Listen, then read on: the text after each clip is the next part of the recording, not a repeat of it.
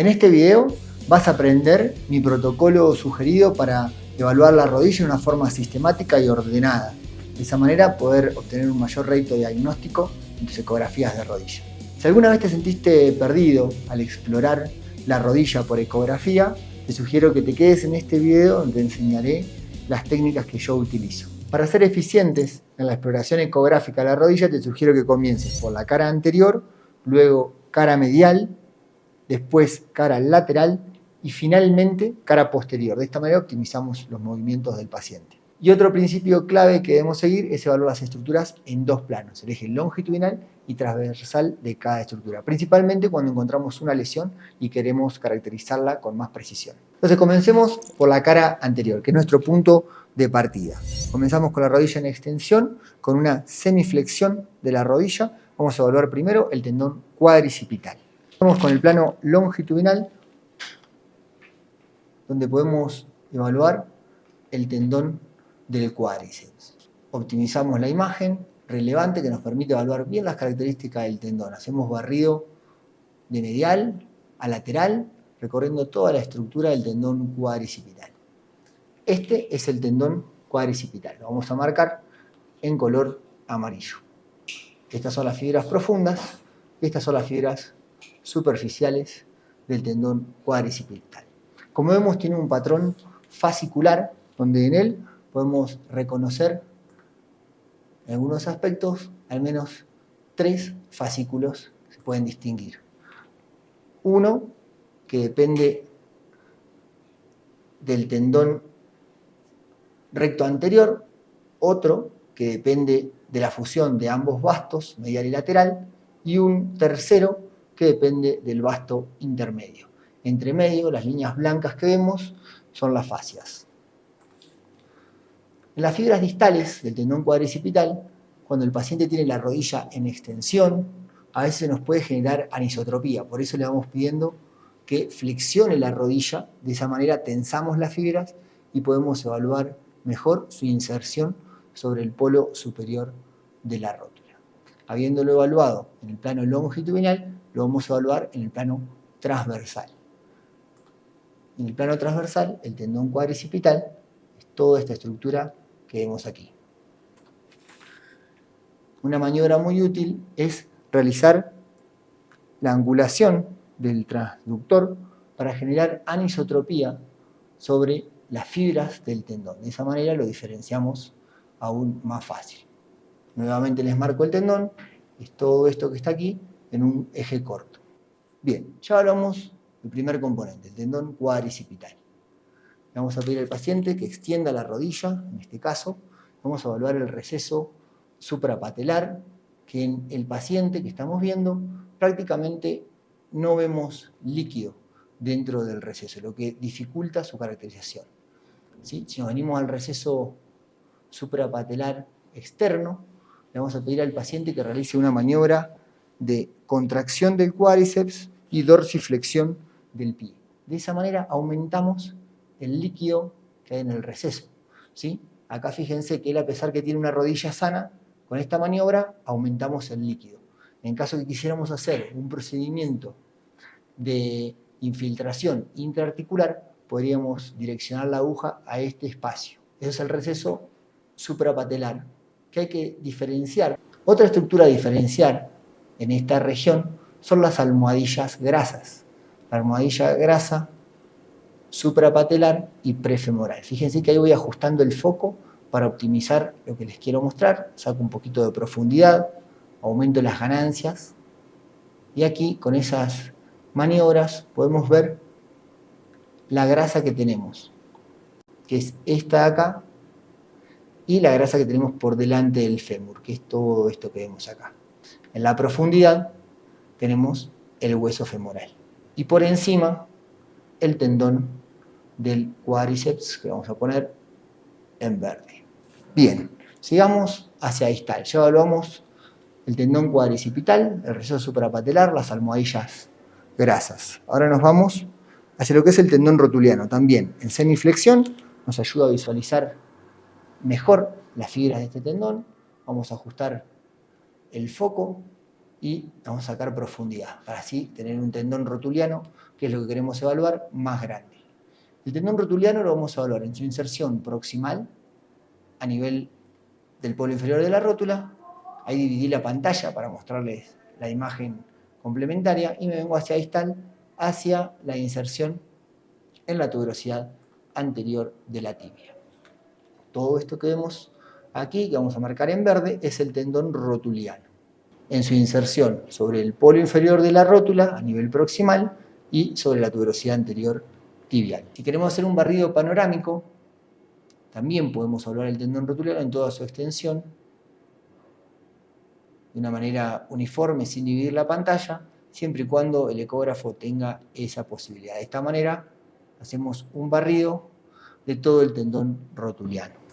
Bien, por detrás del tendón rotuliano, en la profundidad, vamos a evaluar la grasa de Hoffa. Fíjense que voy sacando profundidad, bajo el foco, disminuyo un poquito la frecuencia, y eso nos permite evaluar todo lo que es la grasa de Hoffa.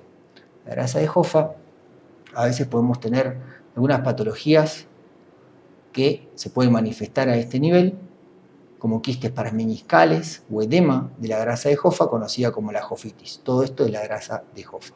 El tendón rotuliano también lo debemos evaluar, además del plano longitudinal, como ya mostramos, en el eje corto o transversal. Esto que vemos aquí es el tendón rotuliano en un eje transversal. Lo que está por debajo es toda la grasa de Hoffa.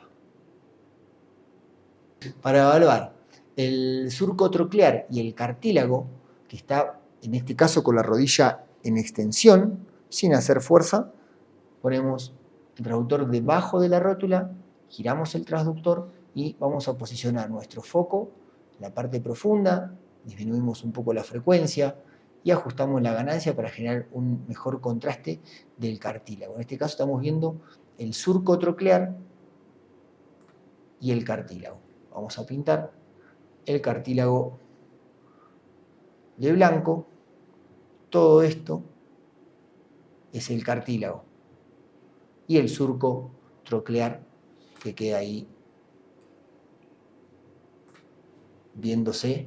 Si lo queremos medir acá, podemos poner el ángulo y medir aproximadamente el ángulo del surco troclear. En este caso de 140 grados. Otra manera de ver el surco troclear es pidiéndole al paciente que realice una flexión máxima de la rodilla. Ahora nos vamos por encima del polo superior de la rótula y evaluamos el aspecto más superior del cartílago troclear, tanto la vertiente externa como la vertiente interna. Ahí estamos viendo el surco troclear en el aspecto superior. Ya evaluamos la cara anterior de la rodilla, ahora pasamos al compartimiento medial. Para eso damos un leve valgo y una rotación externa de la cadera. De esta manera nos permite acceder mejor, de una forma más cómoda, a los compartimentos mediales de la rodilla. Para comenzar, yo comienzo por el ligamento colateral medial en sus fibras proximales. Vamos a marcar este ligamento. Las fibras proximales del ligamento colateral medial son todas estas fibras y su inserción sobre el cóndilo femoral interno. Esta estructura la vamos a evaluar tanto en el eje longitudinal como en el eje transversal. Ahí cuando hacemos estos movimientos de angulación del transductor podemos ver cómo las fibras hacen anisotropía, las que son las fibras proximales del ligamento colateral medial. Luego lo seguimos hacia distal, siguiendo ese patrón fascicular. Vamos a ver cómo se inserta a nivel del tercio proximal de la tibia. Estas son las fibras distales del ligamento colateral medial. Y si ponemos cuidado, inmediatamente por encima, y haciendo estos movimientos de anisotropía, podemos ver tres estructuras que van cambiando de color. Son los tendones de la pata de ganso que pasan inmediatamente por encima de este ligamento. Vamos a marcarlos con color verde, acá tenemos un tendón, el segundo tendón y el tercer tendón. Por debajo del ligamento colateral medial, en la línea articular femorotibial, podemos visualizar el borde periférico del menisco interno. Vamos a ver, tratamos de optimizar la imagen. En este caso le vamos a dar zoom para que sea aún más evidente. Siempre debemos recordar que los meniscos, si bien podemos tener un acceso parcial por ecografía, el diagnóstico definitivo del tipo de rotura que puedan llegar a tener se hace con resonancia magnética. Este es parte del borde periférico del cuerpo del menisco interno. También tenemos que evaluar los relieves óseos, tanto el cóndilo femoral como el platillo tibial, que nos pueden sugerir alguna patología degenerativa. Este es el relieve óseo del cóndilo femoral y este del platillo tibial. Una estructura que tenemos que evaluar, sobre todo cuando sospechamos inestabilidad patelofemoral, es el ligamento patelofemoral medial, que está entre la cara anterior y la cara medial. Va desde la rótula al cóndilo femoral medial, es el principal componente de este retináculo medial, el ligamento patelofemoral medial. Vamos a marcarlo con color. Esto es las fibras transversas del ligamento patelofemoral medial. Por encima, vamos a ver cómo parte del vientre del vasto medial llega a insertarse sobre este ligamento. Por encima del ligamento colateral medial de sus fibras distales tenemos los tendones de la pata de ganso, que son estos tendones que hacen anisotropía. Ahí los vamos a marcar. En este caso tenemos un tendón, dos tendones y el tercer tendón. El primero es el del semitendinoso, el del recto interno y el del sartorio. Cuando nos queda dudas con respecto a cuál tendón es cuál, lo que podemos hacer es seguirlos hacia proximal estos tendones. Y vamos a ver cómo se van transformando los tendones, cómo se van fusionando mejor o fundiendo con sus vientres musculares. El del sartorio, tenemos aquí encima, vamos a ver cómo se extiende hacia distal y termina insertando bien distalmente. Este es el del sartorio, lo vamos a seguir, pasa por encima del tendón del semitendinoso y del recto interno para insertarse bien distal. Luego tenemos el tendón del recto interno, que es este que se empieza a fusionar acá con su vientre muscular, el segundo de los tendones de la pata de ganso, todo esto es el vientre muscular y su tendón.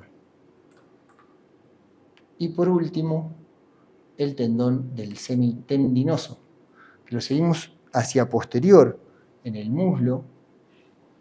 Vamos a poner un poquito más de gel. Seguimos hacia posterior en el muslo. Es el tendón que se encuentra bien superficial y por encima del vientre muscular del semimembranoso. Este es el tendón del semitendinoso y todo este vientre muscular que vemos abajo es el vientre muscular del semimembranoso. Ahí vemos nuevamente cómo están los tres tendones de la pata de ganso en un corte proximal. Aquí tenemos el sartorio, aquí tenemos el recto interno, acá tenemos el semitendinoso. Lo seguimos hacia distal y vemos cómo el sartorio pasa por encima de los otros dos tendones. Ya evaluamos entonces la pata de ganso en su inserción distal y sus relaciones o su transición músculo-tendinosa a nivel del tercio proximal del muslo. Listo, ahora para evaluar la cara externa de la rodilla, al paciente le pedimos que realice una rotación interna de la cadera y ligera flexión de la rodilla. Desde la inspección de la cara lateral de la rodilla ya podemos reconocer dos estructuras principales las cuales tenemos que evaluar. Este tendón, que es el más posterior y distal, lo podemos palpar y llega a insertarse en la cabeza del peroné. Es el tendón del bíceps femoral. Otra estructura que genera tensión es la de la banda iliotibial. Uno la puede palpar y seguir hasta el tubérculo de Sherdy. Estas son dos estructuras fundamentales que tenemos que evaluar. Por último nos quedará el ligamento colateral externo, que está profundo de estas estructuras y va desde la cabeza del peroné al cóndilo femoral externo. Entonces, teniendo estos reparos anatómicos, podemos posicionar directamente el transductor en cada uno de ellos para ir más fácil a identificarlos. Entonces, comencemos por el tendón del bíceps. Es este tendón que lo puedo palpar en esta región, directamente en la cabeza del peroné, por lo que voy a apoyar el transductor en un eje longitudinal sobre el tendón y ahí ya lo tengo en pantalla. Vamos a optimizar la imagen.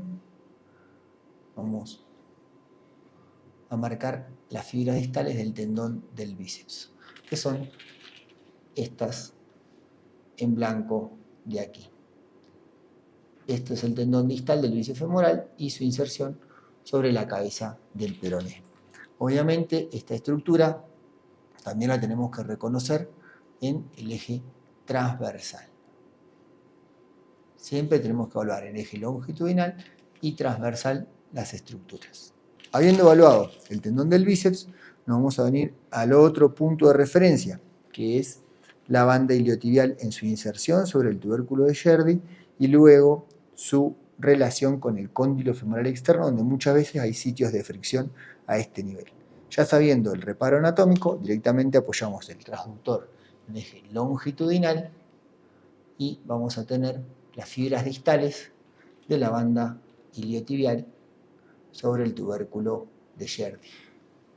Ya habiendo reconocido la inserción distal de la banda iliotibial sobre el tubérculo de Sherdy, continuamos sus fibras hacia proximal y evaluamos la relación que existe con el cóndilo femoral externo. Lo que vemos aquí son las fibras distales de la banda iliotibial y su relación con el cóndilo femoral externo. Bien, ya tenemos dos de las estructuras a evaluar en cara externa. Ahora vamos a evaluar lo que es el ligamento colateral externo. Sabemos que está entre la cabeza del peroné y el cóndilo femoral externo. Entonces, ya que pasamos por el cóndilo femoral externo en su relación con la banda iliotibial, desde esta misma posición vamos angulando el transductor hacia aquí. Una vez posicionados en la relación que existe entre la banda iliotibial y el cóndilo femoral externo, angulamos el transductor hacia la cabeza del peroné y empezamos a reconocer las fibras proximales del ligamento colateral externo. Estas son las fibras proximales del ligamento colateral externo. Este ligamento a veces tiene un trayecto algo sinuoso, por lo que no siempre es fácil seguirlo en el eje longitudinal. Cuando esto sucede, podemos realizar ahí ya lo tienen en rotación interna del tobillo, y también podemos seguir esta estructura en el eje transversal. Fíjense nuevamente cómo me sirve la anisotropía, este artificio, para reconocer mejor el ligamento colateral externo. Ahí lo pongo anisotrópico para poder diferenciarlo. Esta es la estructura que debemos seguir. Va de nuevo ahí, lo seguimos hasta la cabeza del peroné. De esta manera, una vez habiendo visualizado el trayecto del ligamento colateral externo, giramos el transductor 90 grados y lo podemos desproyectar en el eje longitudinal. En la profundidad del ligamento colateral externo tenemos el tendón del músculo popliteo. Ahí lo vamos a marcar. Este es el tendón del músculo popliteo. Y ya finalmente, en el compartimento externo, vamos a evaluar los relieves óseos. Vamos a bajar un poco la frecuencia, aumentar la ganancia, para intentar visualizar lo que es el borde periférico. Flexiona un poquito la rodilla, gracias. Vamos a flexionar la rodilla o extenderla, depende de la anatomía un poco del paciente. Vamos a ir variando, aprovechando la ventaja de la parte dinámica que nos ofrece la ecografía, y de esta manera podemos evaluar el borde periférico del menisco externo. En este caso, este es el borde periférico del menisco interno. También los relieves óseos del cóndilo femoral y del platillo tibial. Adyacente al menisco externo, vamos a hacer un zoom para que sea más clara la imagen. Fíjense que hay una estructura anecoica que podría llegar a confundirse con un quiste parameniscal. Estoy hablando de esta estructura, vamos a pintar en celeste, pero que son los vasos geniculados. Si uno le queda duda, puede poner el Power Doppler y ver cómo esa estructura pinta o realza la señal con el Power Doppler. Por último, le pedimos al paciente que se ponga en decúbito ventral y vamos a evaluar la región poplitea. En la cara posterior, en el hueco popliteo, lo podríamos dividir en 3 segmentos: medial, central y lateral. Vamos a comenzar por la parte medial del hueco popliteo o de la cara posterior de la rodilla, donde lo primero que vamos a hacer para ver un poco mejor las estructuras de la profundidad es bajar la frecuencia y aumentar las ganancias de la zona posterior. De esta manera nos va a permitir ver mejor lo que es el borde periférico del cuerno posterior del menisco interno y el cartílago del cóndilo femoral y la cara posterior. Vamos a marcar acá las estructuras. Esto es el borde periférico del cuerno posterior del menisco interno y todo esto es el cartílago de la cara posterior del cóndilo femoral interno. Esto es el relieve óseo del platillo tibial interno. A este nivel, si giramos el transductor, lo ponemos en un eje corto, nos vamos sobre el sector posterior del platillo tibial interno, vamos a ver la llegada del tendón del semimembranoso. Una vez que reconocemos su vientre muscular en el tercio distal del muslo, todo esto es el vientre muscular del semimembranoso, vamos siguiendo hacia distal y se empieza a conformar el tendón del semimembranoso que se va a insertar en este sector del platillo tibial. Por encima, o adyacente mejor dicho, pasa lo que es el tendón del gemelo interno y su vientre muscular. Entonces tenemos por un lado el tendón del semimembranoso y por otro lado lo que es el gemelo interno y su tendón. A este nivel es donde se forman los quistes de Baker. En este caso un paciente sano no tiene quiste de Baker, pero este sería el sitio donde uno lo va a buscar. Ahora pasamos al compartimento central del hueco popliteo, donde toma relevancia el paquete vasculonervioso.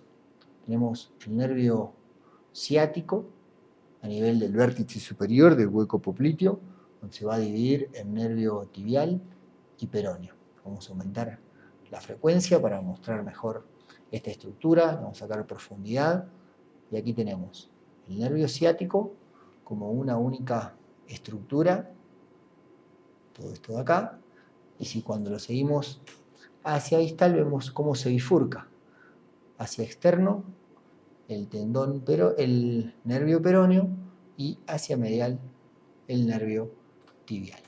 Y ahí ya tenemos la primera estructura del paquete vasculonervioso. Sacamos profundidad y vamos a reconocer las estructuras vasculares en la profundidad. Sacamos frecuencia o disminuimos la frecuencia y si nos quedan dudas de las estructuras, nos ayudamos con el Doppler, bajamos la frecuencia, aumentamos las ganancias y podemos realizar una maniobra de compresión en distal para ver el llenado de la vena poplitea y en este caso la arteria. Vamos a pedir al paciente que flexione un poquito la pierna. Ahí podemos ver cómo empieza a pintar la arteria. ¿Sí? Esa es la arteria poplitea. Bien. En la parte central del hueco popliteo cuando nos vamos hacia distal, podemos ver la meseta tibial bien posterior. Y en este lugar, si bien lo podemos identificar, no es el estudio para realizar diagnóstico, pero podemos ver las fibras distales del ligamento cruzado posterior. Fíjense que acá tengo el surco troclear, bajo aparece el platillo tibial y una estructura anecoica que veo en el centro. Ahí giro el transductor 90 grados y desproyecto lo que es las fibras distales del ligamento cruzado posterior. Vamos a pintarlas. Estas son las fibras distales del ligamento cruzado posterior. Recuerden que para hacer diagnóstico de rotura de ligamento cruzados siempre hay que pedir resonancia magnética. Pero se los muestro como un detalle de lo que podemos llegar a ver con la ecografía. También nos puede ser útil usar el transductor convexo. En pacientes que tienen, vamos a utilizar este otro transductor, el transductor convexo, para reconocer esa misma estructura. Entonces, hacemos el mismo ejercicio en la parte central del hueco popliteo. Primero identificamos los cóndilos femorales, la región intercondilia, bajamos hasta reconocer el platillo tibial y luego ahí giramos el transductor 90 grados. Y aquí podemos llegar a ver las fibras distales del ligamento cruzado posterior, esta de aquí. Bien. Sigamos entonces con el transductor lineal para evaluar la región externa del hueco popliteo. Giramos un poquito la pierna hacia adentro, hacemos una rotación interna, una rotación externa de la pierna, el paciente está boca abajo, y realizamos el mismo ejercicio que en la región medial. Disminuimos la frecuencia, aumentamos las ganancias profundas, disminuimos el foco, y de esa manera trataremos de identificar el borde periférico del cuerno posterior del menisco externo, que aquí lo podemos ver, el cartílago del cóndilo femoral externo, y en el paciente que estamos evaluando tenemos una fabela. La fabela es un hueso sesamoideo del tendón proximal del gemelo externo, que algunas veces puede generar algunos signos de pinzamiento con el cóndilo femoral subyacente. En resumen, en este video te mostré mi protocolo de exploración básico y sistemático de rodilla con estructuras normales para que aprendas a identificar y reconocer cada una. Por último, te invito a que te suscribas a mi canal si quieres aprender más de ecografía musculoesquelética. Y te sugiero este video que seguramente te va a interesar.